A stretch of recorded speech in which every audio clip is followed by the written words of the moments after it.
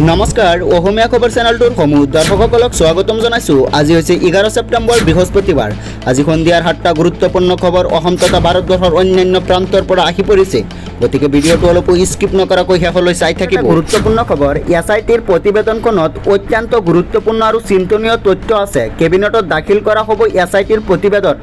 এছআইটিৰ প্ৰতিবেদনখনত অত্যন্ত গুৰুত্বপূৰ্ণ আৰু চিন্তনীয় তথ্য আছে। কেবিনেটত দাখিল কৰা হ'ব এছআইটিৰ প্ৰতিবেদন। এছআইটিৰ প্ৰতিবেদনখনত যথেষ্ট গুৰুত্বৰ অভিযোগ আছে।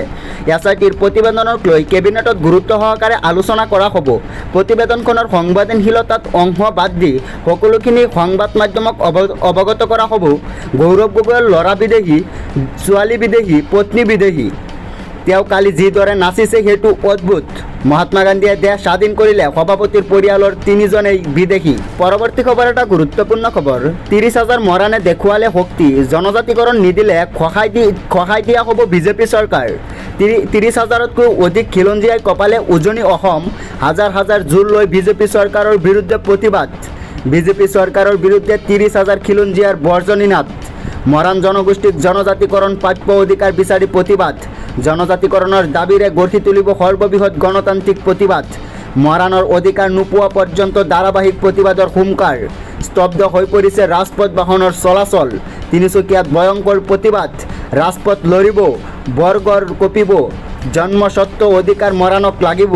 30,000তকৈও অধিক খিলঞ্জীয়াই কপালে উজনি অসম। পৰৱৰ্তী খবৰ এটা গুৰুত্বপূৰ্ণ খবৰ, নাগৰিকৰ প্ৰমাণ দিব নোৱাৰিলেই 10 দিনৰ ভিতৰত এৰিব লাগিব দেহ। মুখ্যমন্ত্ৰী ডক্টৰ হিমন্ত বিশ্ব শৰ্মাৰ ডাঙৰ ঘোষণা। বিদেশী বহিষ্কাৰক লৈ আহি গ'ল ডাঙৰ খবৰ।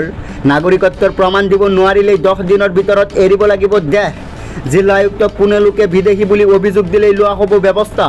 অভিযোগ দিয়াৰ লগে লগে জিলা আয়ুক্তই সেই ব্যক্তিলৈ নটিচ জাৰি কৰিব। 10 দিনৰ উক্ত লোকজনে দাখিল কৰিব নাগৰিকত্বৰ প্ৰমাণৰ তথ্য। যদি এই তথ্যত জিলা আয়ুক্ত সন্তুষ্ট নহয় তেন্তে লগে লগে তেনে লোকক পুছবেক কৰা হ'ব। কেবিনেট বৈঠকৰ অন্তত মুখ্যমন্ত্ৰী ডক্টৰ হিমন্ত বিশ্ব শৰ্মাৰ এই ডাঙৰ ঘোষণা। বিদেশী বহিষ্কাৰক লৈ আহি গ'ল ডাঙৰ খবৰ। পৰৱৰ্তী খবৰ এটা গুৰুত্বপূৰ্ণ খবৰ, চীনৰ আদৰ্শ লৈ পতন নেপাল চৰকাৰ, ভাঙি চুৰমাৰ কৰা হ'ল কমিউনিষ্ট পাৰ্টিৰ অফিচ। নেপালত কমিউনিষ্ট পাৰ্টিৰ পতন। চীনৰ আদৰ্শ লৈ গণৰোষৰ বলি হ'ল কমিউনিষ্ট। নেপালৰ পৰা উৎখাত হ'ল কমিউনিষ্ট দলৰ আদৰ্শ। ভাঙি চুৰমাৰ কৰা হ'ল কমিউনিষ্ট পাৰ্টিৰ অফিচ। কাৰ্যালয়ৰ পৰা নমাই দিয়া হ'ল পতাকা। প্ৰতিবাদকাৰীৰ ক্ষুণ্ণ কমিউনিষ্ট দলৰ বিৰুদ্ধে 17 বছৰত 14 বাৰকৈ চৰকাৰৰ সলনি হৈছে নেপালত। 2008 চনত নেপালত ৰাজতন্ত্ৰৰ অন্ত পৰি হৈছিল গণতন্ত্ৰ। কিন্তু ৰাজনৈতিকভাৱে আজিও স্থিৰ হোৱা নাই নেপাল। চীনৰ দৰে কমিউনিষ্ট আদৰ্শত চলা নেপালে নিয়ন্ত্ৰণলৈ গ'ল সেনাৰ। নেপালৰ প্ৰধানমন্ত্ৰী ডুবাই ভিছা বাতিলৰ পাছত আত্মগোপন। সকলো দেশেই ভিছা বাতিল কৰা হৈছে। সকলো দেশেই ভিছা বাতিল কৰিছে আলিৰ। নেপালৰ সেনা নিৰাপত্তাত আছে কেপি শৰ্মা আলি। পৰৱৰ্তী খবৰ এটা গুৰুত্বপূৰ্ণ খবৰ, 17 ছেপ্টেম্বৰৰ পৰা ৰাজ্যৰ 35 লাখ মহিলাই নতুনকৈ লাভ কৰিব অৰুণোদয় আঁচনিৰ ধন। মুখ্যমন্ত্ৰীৰ এই ডাঙৰ ঘোষণা। অসমত নতুনকৈ 35 লাখ মহিলাই লাভ কৰিব অৰুণোদয় আঁচনিৰ ধন। 17 ছেপ্টেম্বৰৰ পৰা 35 লাখ মহিলাই অৰুণোদয় আঁচনিৰ ধন লাভ কৰিব। অৰুণোদয় আঁচনিৰ লগতে লাভ কৰিব ৰন্ধন গেছৰ ধনো।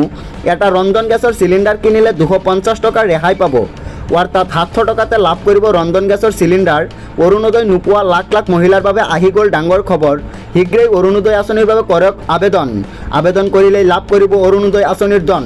তো দৰ্শকসকল, আমাৰ এই ভিডিঅ'টো ইমানেই আছিল। যদি আমাৰ এই ভিডিঅ'টো চাই আপোনালোকে ভাল পায় তেনেহ'লে আমাৰ এই চেনেলটো ছাবস্ক্ৰাইব কৰাৰ লগতে ভিডিঅ'টোত এটা লাইক কৰি দিব। আৰু যদি ফেচবুকত চাই আছে তেনেহ'লে পেজটো ফ'ল' কৰি দিব।